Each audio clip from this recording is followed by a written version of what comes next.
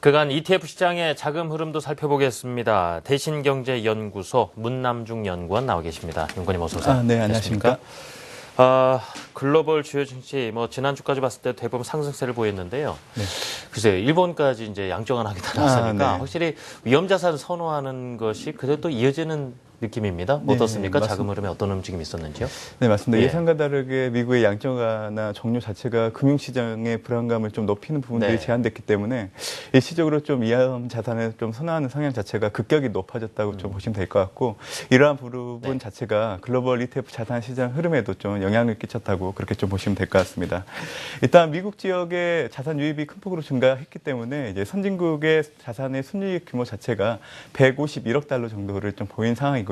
뭐 신흥국 지역 같은 경우에는 이머징 전반에 투자하는 GEM 지역이 자산 유입을 보였기 때문에 전반적으로 자산의 순유입 규모 자체가 6.5억 달러 정도를 보였습니다. 일단 지역별로 살펴본다고 해도 선진국 내 소유럽 지역 같은 경우에는 ECB 부양 기조 자체가 경기도나 우려를 완화시키고 있는 상황이기 때문에 2주 연속 자산의 순유입이 계속되고 있는 모습을 보이고 있는 한편, 신흥국 내 일본제 아시아 지역 같은 경우에는 중국의 후광통 시행이 연기된 영향에 일단은 중국을 중심으로 자산 유출세가 두드러졌다고 보시면 될 것 같습니다.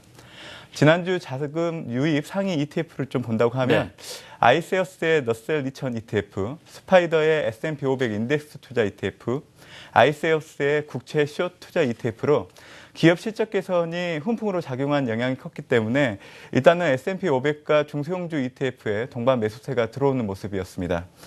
지난주 자금 유입 하위 ETF를 보면 스파이더의 소재업종 ETF, 퍼스트 트러스트의 소재업종 ETF, 뱅가드의 국채투자 ETF로 최근 국제유가 하락 압력이 높아졌기 때문에 일단 소재 관련 ETF의 매도세가 상당히 두드러졌습니다.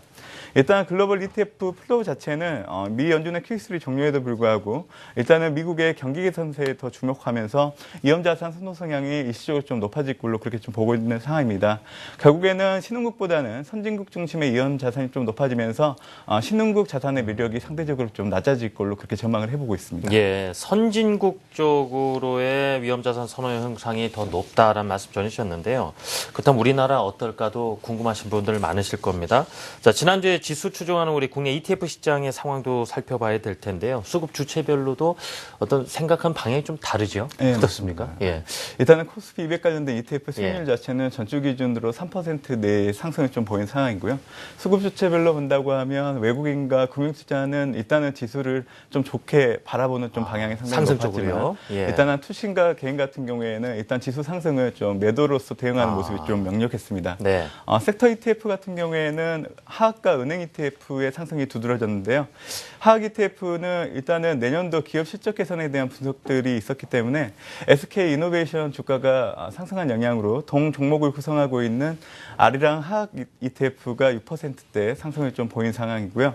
3분기 어닝 서프라이즈로 그 업종 내 최고 수준의 이 안정성이 예상되고 있는 신한지주 주가 상승으로 인해서 동 종목을 구성하고 있는 타이거 은행과 같은 은행업종 ETF도 6%대 상승 흐름을 보였습니다.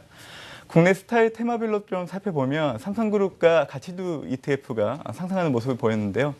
이재용 부회장을 중심으로 지배구조 개선 움직임이 좀 복교가 삼성전자 등 지분과 관련이 있는 그룹주들이 모두 상승을 했기 때문에 코덱스 삼성그룹 ETF가 7%대 상승을 보였고, 또 구성자산으로 KB금융과 기업은행, 하나금융지주를 구성하고 있는 타이거 가치주 ETF가 2%대 상승을 보였습니다.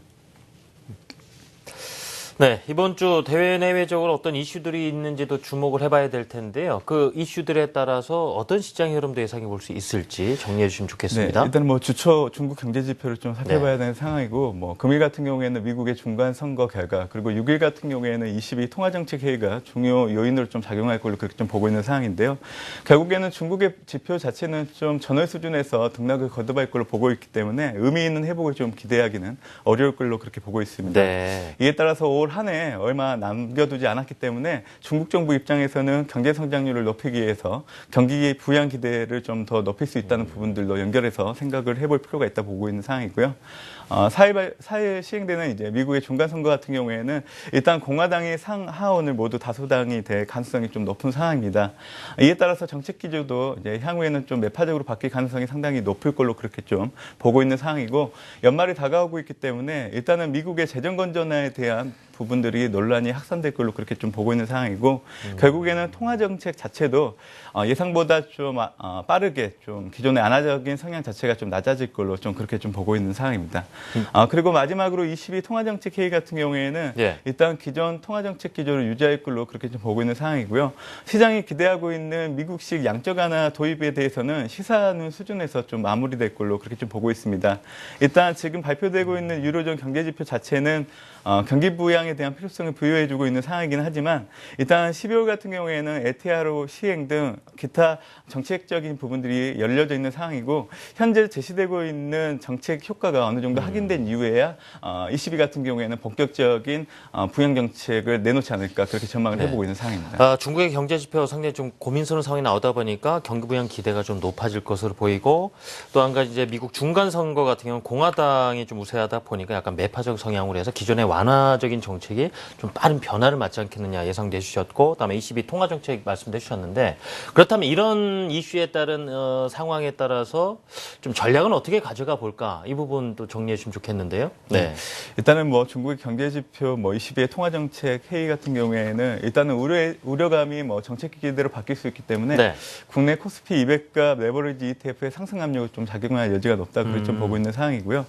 일단 코스피 같은 경우에는 대변수의 뭐 영향력보다는 이제 전주 예상치 못했던 BOJ의 깜짝 통화 완화책에서 보듯이, 일단 22 등 미국을 제외한 타 선진국의 경기 부양 기조 자체가 좀 일단은 뭐 투자 심리를 좀 안정세를 좀 높일 부분이 상당히 높다 그렇게 보고 있는 상황이고, 일단은 11월 중순 이전까지 본다고 하면 이제 삼성 SDS 상장을 통해서 어떻게 보면 국내 증시 같은 경우에는 모멘텀 부재 상황이었기 때문에 일단은 코스피의 매수세를 유인하는 모멘텀으로 작용할 여지가 상당히 높다고 그렇게 보고 있습니다. 그렇기 때문에 이번 주 같은 경우에는 지수 방향성을 놓고 본다고 하면 코스피 200 관련 ETF에 관심을 가질 필요가 있다고 그렇게 좀 보고 있는 상황이고요. 그동안 부진을 보지 못했던 대형주 중에서 삼성전자가 중심이 되는 섹터 및 스타일을 중심으로 대응하는 것이 유리할 걸로 그렇게 좀 보고 있는 상황입니다.